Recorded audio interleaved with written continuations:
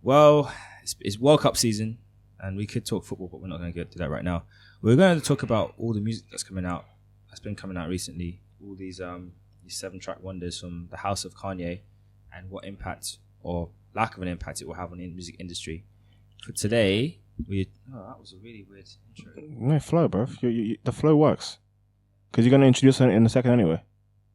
Anyway, yeah. All right, so today we're going to be talking about music, and inspired by all the recent 7-track releases from the house of Kanye, and whether that's going to actually have an impact on the industry as a whole, or whether it's an experiment that should never have happened in the first place.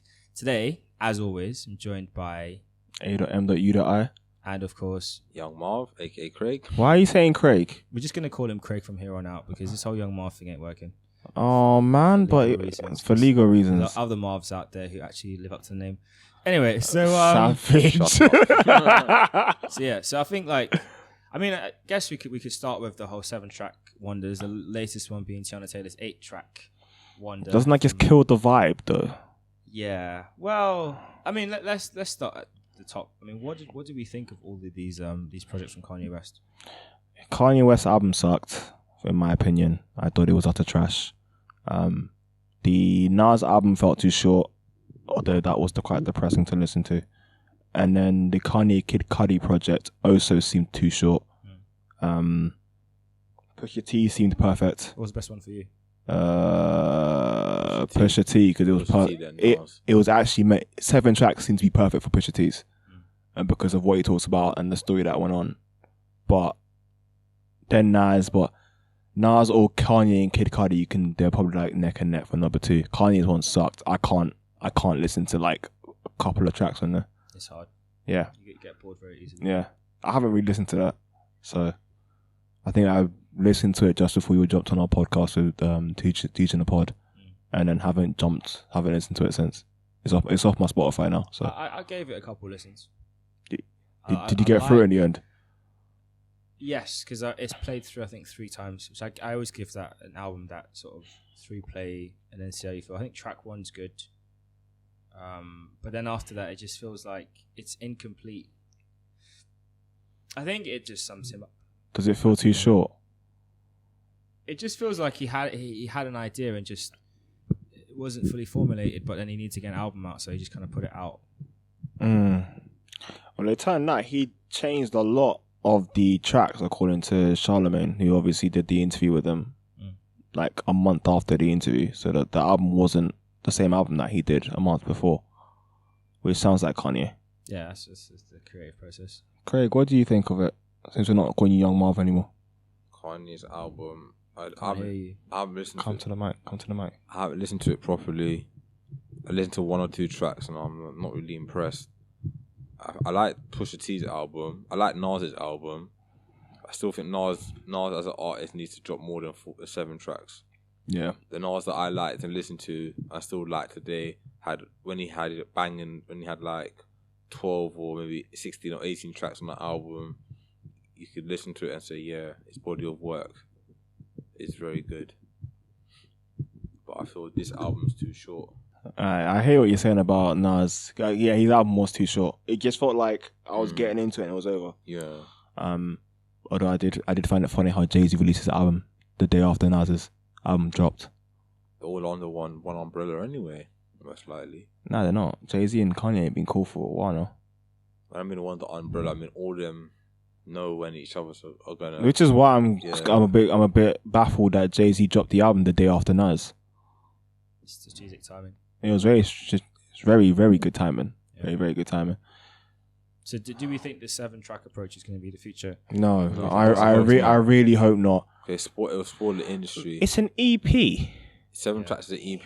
They literally dropped 4 EPs.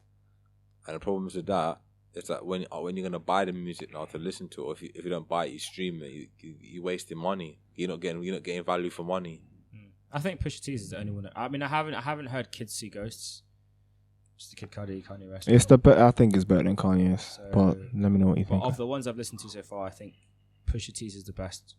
Because it matches the 7 tracks. It makes sense to be 7 tracks. For his content, you don't need that many. And his aggressive wordplay as well. Yeah, It just goes in. Teyana Taylor's clearly whatever happened there was not what they had agreed. Nah, that Mr. West just kind of lost it there. So he needs to sort that out. Otherwise, we won't see him around anymore. So yeah, I think that's what more can you say about a 7-track monstrosity except for what a waste of time. I mean, you know what? It did create intrigue, though. Mm. It did create intrigue, and I think if anything came off it, it was that Kanye West managed to get all of his artists out this year, big this year. Pusha T had the most streams on his album ever in the first week. It's because the Drake beef, or as well as that and the 7-track stuff going on with Kanye. So much like because of the beef, a lot of Drake fans want to hear what Pusha T was saying. So much probably off added on only, because I'm not gonna lie, I jumped straight to the end and then listened to the rest of it back through after, because I was like, what's just kicked off? Because I caught it. Pusha T's second diss. That's when I caught the beef. Was savage. He just destroyed. He went for the kill. You have to with Drake though. Drake mentioned Pusha T's fiance by name for no reason. Apparently, he did it for no reason, because there's no link to Drake apparently. So if there isn't a link to Drake, then he just mentioned for a power play, and Pusha T wasn't having it, so he just mentioned everything. Pusha T's not an artist you should go for. That he's lyrically like his bars like. Yeah, but Drake thinks he runs the game, doesn't he? And to be honest, Drake won't take the L on it. Drake's album has done so well because over the weekend. Because streaming, everything was just because Drake played it in a way that he killed any of the momentum Pusha T got off the win. Give it. Drake is a smart artist. He's a very smart artist. He's probably the only guy that can lose a beef and still win. Still make bangers afterwards. Yeah, man. So what's next, Clive? So we talked about all the Americans and what they're up to. So I think, we've got to look at our scene and what we've got going on. So at the minute, obviously, we've all seen or heard about what happened with Rams at the Capitol Summertime Ball. I don't like the song Barking. Just put it out there. I'm not a fan of it. I think it's lazy. I think it's weak. I think it's endemic of what's wrong with the music industry right now. Ooh. And even the idea that we have to support a British artist. Even the idea that we have to support mediocre music, I think is just ridiculous. So that's my position. I think the song's mediocre. I don't see any way around it. It's a mediocre song. Well, considering everyone believes that's his best song, I know it's great, isn't it? Which means Wireless is coming up in a few weeks. So Wireless is never the point where your music gets better. It's better, so which is the truth. Craig, what do you think of Rams? Because I feel like you're on the other side of the fence with Rams. You believe in him.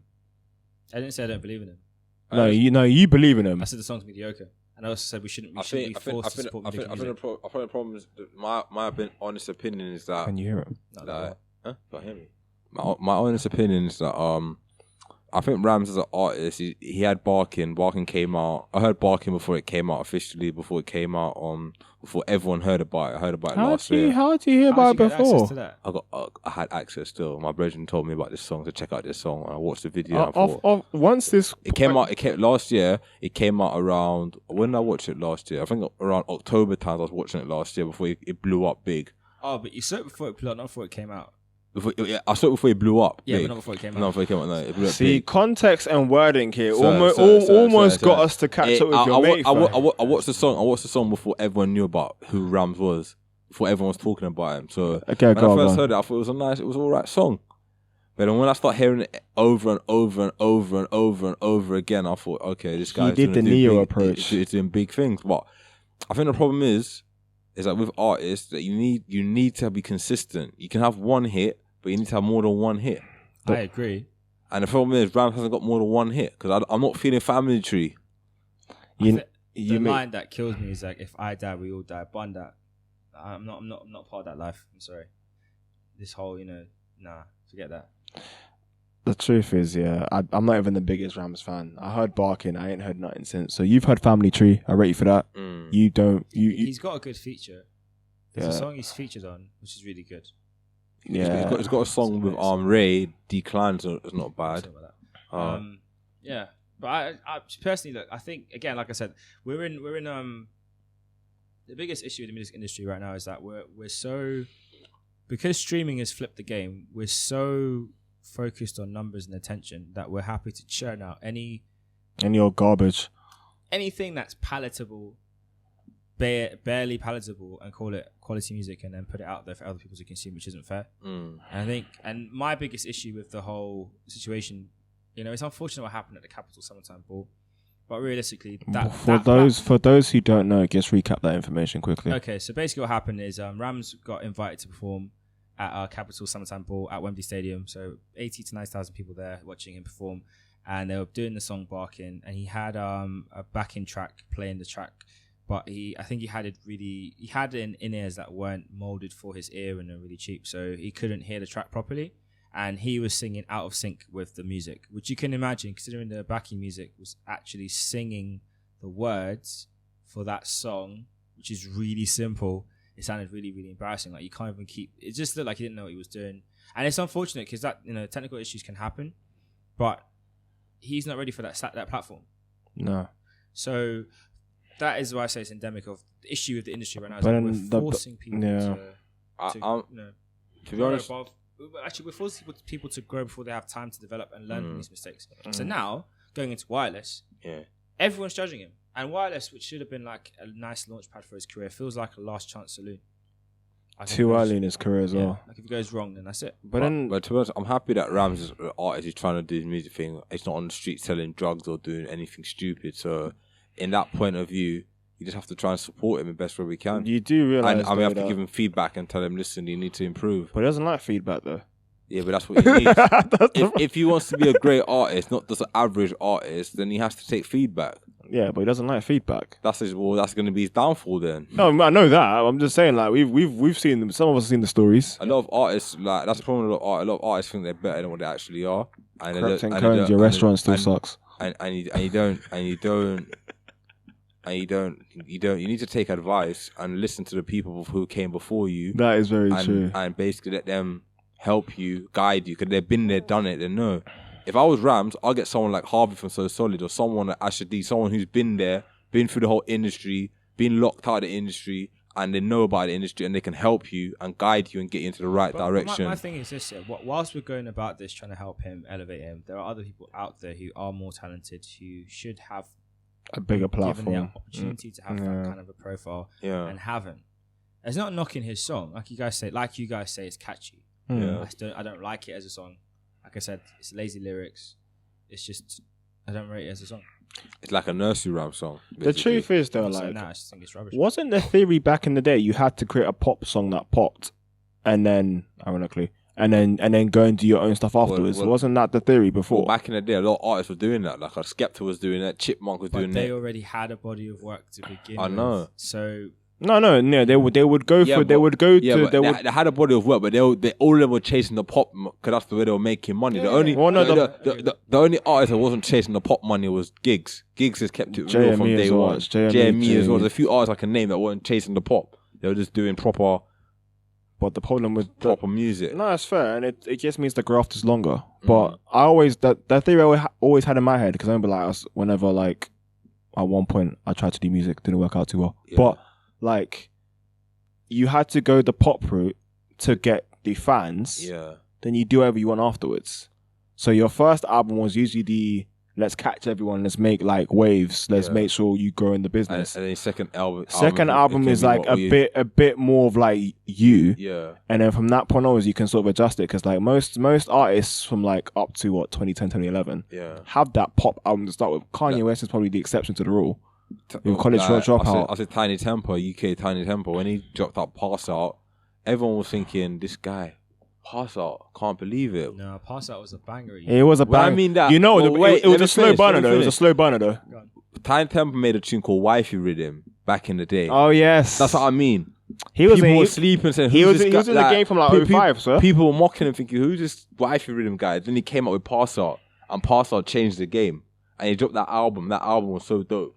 It was banging. Dope album. I give you that. But then he hasn't done much since. He hasn't done much since. Yeah, but he's in a different circle now. So. He got into the Tinchy. Yeah, Tinchy season, because he started dropping summer bangers to keep his money afloat. And as a fan, you can tell.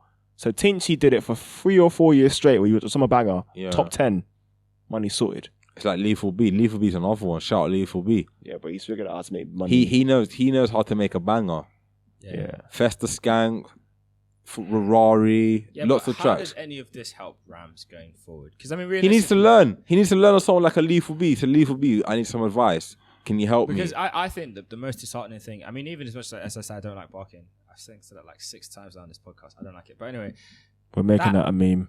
That aside, right, he did a tweet a few weeks back where he was like, I was going to release some, maybe a month ago, I was going to release some new music, and I decided not to. And it's just the fact that you felt it necessary to tell us that, it's just disheartening, because it shows that you're not even confident in the stuff you're working on to start off with. And secondly, why do we need to know? Yeah, because a lot of the rule of thumb is any artist who does any sort of music will not release most of their stuff. That's just a fact. There's so much content that's doesn't see the light of day, doesn't get the final mix, or doesn't even get into the studio. That's just how it works in the game, because you have to like constantly fine tune, and maybe it's not the right time to drop this or drop wherever, because it's about seasons and when's the best. So, you know, what headspace were you in when you were working on the content? So for him to say that just seems so stupid. I don't need to know. You don't need to know. I think what he should have done was, like, after he had barking, he should have gone into the studio and just gone in the studio and locked himself in for a couple of months and started making bangers. Please take notes. Make bangers, until he got the right tune that he could make a follow up, and drop a dope album. That's what he should have done. I agree. And like I said, I really just hope that his team, they've gotten together and they've really just put out something really solid for Wireless. And I wouldn't even release half the music until Wireless, and just do your album live, and that'll be the time you preview it and just perform the songs one by one and just have fun. Save barking until last, and then, you know, you got something nice to kind of end on a high with, you know. But then you say end with barking. He hasn't got anything else to start with. No, I'm saying because he's working on an album. Yeah, I know, but like, so you start open with Family Tree. Yeah, and then you go through new stuff. Has Family Tree popped though? That's another catchy song as well. But if it's popped, then fine. If it hasn't popped, then he hasn't got the option to not start with barking. Yeah, but everyone knows barking. I think opening with barking just sets it up so you're heading downhill from there. He needs to have like every time. he needs to have more as Clive said, he needs more bangers. He needs one. He needs two. One to start his set, one for the middle of the set maybe, and then one to end. Maybe if he had two or three more hits, but I think he has got hits. He's got hits of other artists like Ray, that Decline song. You could use that as a. No, I can hear him. I think, you know, here's this thing, right? Wireless. We've all been to Wireless, right? I'm in Wireless. We've been to Wireless. You haven't been to Wireless. I'm been to Wireless. Been to Not yet. before? Never. Okay, so we've been to Wireless. We've been to Festival, so we understand what the environment's like, and when you get there and when the artists are on stage, you need to make like one of the best performances I saw outside of Drake and outside of Sierra. Sierra's a performer. Outside of Jaden and Willow Smith, which surprised me. Their performers surprised me, but that was amazing. It was Major Lazer, and how because Lean On is their big song, and they left that till last. Everyone in the crowd was waiting for Lean On, as in we were waiting for it. But how they mixed their set with all their other songs was perfect, because they kept their energy going, and we knew it was coming. And they would tease it like this.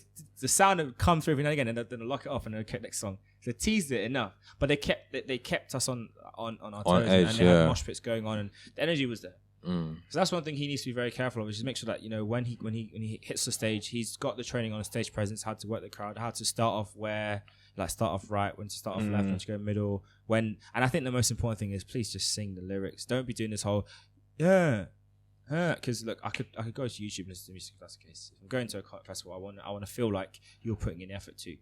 I pay enough money for my ticket, so show me. Yeah, we'll see what he does. It's a great lesson though, for anyone trying to come up though. It's a great lesson on how not to do stuff, because like he got arrogant. Yeah, of course he did, and it's like there's a very fine line between being confident and arrogant. Yeah. The fine line is just ridiculously like thin, and you can't get arrogant off the first banger you get. you can't afford to. No, I agree. Because how long do rappers and musicians really stay prevalent in the game for? Be honest, like on overall, it's a very short timeline. Yeah. So you have to take advantage of it whilst you're there, or evolve. That's true. And he's done neither. He hasn't evolved, and his music. Anyway, We can't be saying Last Chance Saloon has been around for less than a year. That's a problem. we can say that. No, but that's a problem in It is itself. a problem. Yeah, but you got a lot of you got a lot of artists that put like one hit wonders. They put out a banger, and you don't see them 5 years from now, 3 years from now, 1 year from now, 2 years from now. No, but a lot. Talking 6 months, mate. Or 6 Yeah, months that's from what now. I mean. That's a problem. Writing him off already. Look. I'm not writing him off. I'm saying that he No, has but to be, a lot of people are writing him off, though. He has to. He's writing them off. I'm saying that wireless is very important for his career.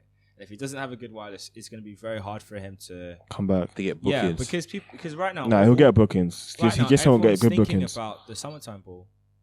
That's the main thing. I think Ram's saying, "Oh yeah, the summertime ball. Oh yeah, the rants on social media." I mean, he gets a lot of abuse in the timeline, which isn't fair. Yeah, but then I also think No. that you can bring it on though. You know what? It's not even. I remember now why. I know now why I don't like Rams. It's got nothing to do with the summertime ball. He did a live performance of Barkin. I think it was a Radio 1 or BBC. Anyway, we did a live performance for Barkin, and it was so out of tune. It was embarrassing. That's why I don't like him.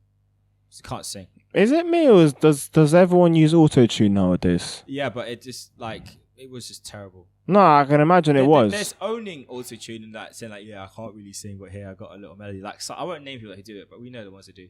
But who are also in the top 10 charts. But for him, it just sounded like the auto-tune wasn't turned on properly, and it just sounded awful. Yeah, but that's my biggest issue though. Like, why does everyone use auto-tune? I want to get into this actually. Do you like auto-tune? I love how T-Pain used it. T-Pain was the best. Well, T-Pain was funny because he could sing anyway. He just used it because he wanted to save his voice. Yeah. So I respect that. But overall, I don't get why every track needs auto-tune. Lil Wayne been doing auto-tune forever. Yeah, but he can't sing though.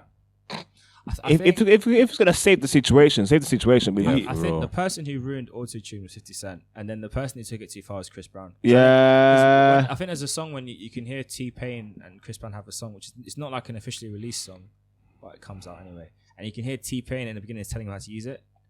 He was like, "Oh, like that, yeah," and he's like doing the sound, and it's like, "All right, cool." And then since then, I think Chris Brown auto-tune's ruined a lot of what he does because he can sing, and I think some songs doesn't need auto-tune. He's used it. He's used the T-Pain style of auto-tune, and he's used his way of just boosting levels, or keeping people in pitch. That's what it is really.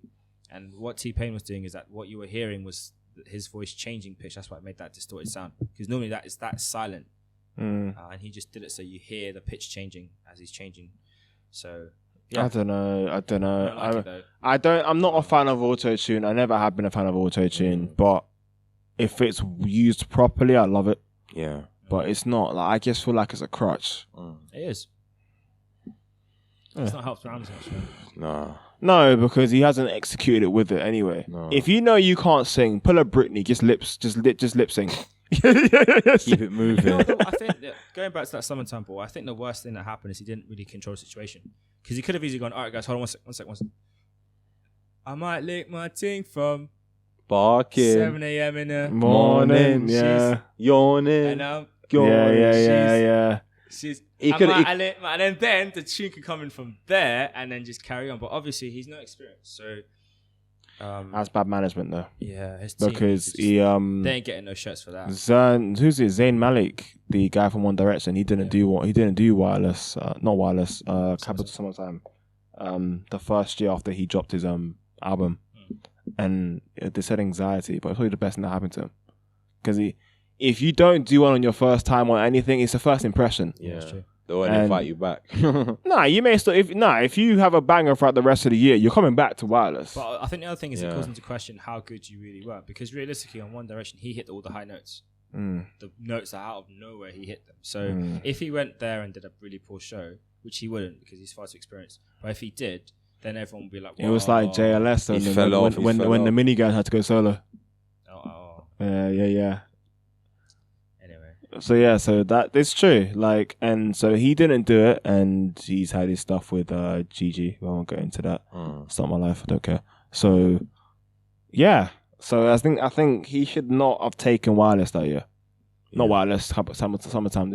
If you're a barking boy. Yeah, he shouldn't have taken Summertime. I understand why he took Summertime because it's a big opportunity. Yeah. But he shouldn't have taken it. I guess I feel like he should have taken it, even if he's on the contract too. I guess be like, look. Or he should take the offer. But what you make sure is that in the time between you getting offered this opportunity and you going live to go on stage, you're preparing, you're getting people in this industry for a while. So listen, I've got this show coming up. I need some help on things like stage presence and sound, how to prepare, what do I need to get so I'm ready. Because look, now that he's had this in-ears mess up, he'll know that for I mean, maybe in a way it's a good thing, because maybe at Wireless he'll knock it out of the park and it'll surprise me and maybe I'll become a fan. I don't think I'll be There's opportunity, Ramsey. You can make me a fan. Just stopped. You probably already know. Yeah, you can make me a fan if you wanted to. See, even the cameras doesn't care. This camera's like, listen, I'm gonna be a fan for this boy. I mean, we'll see what happens with him. I feel like prepping. I feel like nothing beats experience, but the prep question is a very good question actually. Because I know that the best artists do a lot of prep work before a concert goes live. So like when Beyonce did her stuff, does her concert, she's there from like 9 a.m. the day, but like of the morning of the concert, working through to the evening. True. Cool. Great artists work hard and they do their thing. And I don't think Rams did that. I don't think you can have an inner issue, or you don't know how to handle an inner issue if you're prepping. You maybe just rushed it. Effectively, anyway. No, maybe he became cocky and thought, "Oh, I'll be alright." It's a shame. I'm barking. I can ride it out. It's affected him in the eyes of people who want to see him win. I don't want to see him fail. I just feel like the platform he's been given is too big for him right now. And hopefully this experience will make him take a step back and his team just build up the brand Rams. Because they have a game plan for Rams. It's a setback, but it could help springboard you. You do realize if he does well at Wireless, then whether he's back in the game, whether he's not ready or not, he's going to have to be ready. That's fine. If he does well at Wireless, it'll be irrelevant, because then he would have, he could even make a joke of it in interviews afterwards. But for now, I think he needs to focus on finishing this album and giving people a show. And you always drop music. Sorry, like before we finish, like you always drop music. Whether you're if you're truly unhappy about it, I don't want to hear. But if you drop a tweet saying I wasn't happy about it, you should have dropped the track.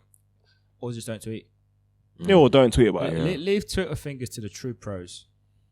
Shout out to the main man in the US. True Twitter fingers. He gets it cracking. So let the real pros use Twitter and then just stick to your music. And see what happens. Cool. I think that's a podcast wrapped up then.